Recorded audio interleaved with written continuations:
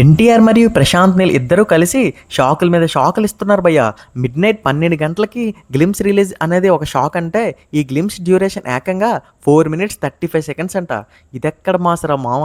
Normally మన తెలుగులో ట్రైలరే maximum 3 నుంచి 4 నిమిషాలు ఉంటుంది. కానీ వీళ్ళు గ్లిమ్స్నే 4 minutes 35 seconds రిలీజ్ చేస్తున్నారంటే కంటెంట్ ఏ రేంజ్లో ఉంటుందో అర్థం చేసుకోవచ్చు.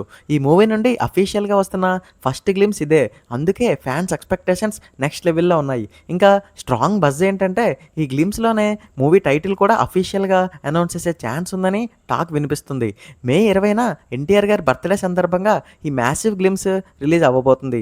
ప్రశాంత్ నీల్ ఎలివేషన్స్లో ఎన్టీఆర్ని చూడాలని ఫ్యాన్సే కాదు నార్మల్ ఆడియన్స్ కూడా చాలా ఈగర్గా వెయిట్ చేస్తున్నారు. ఇంకా మిడ్ నైట్ 12 AM టైమింగ్కి మూవీ స్టోరీకి ఏదైనా కనెక్షన్ ఉందా అని డిస్కషన్స్ అప్పుడే స్టార్ట్ అయిపోయాయి.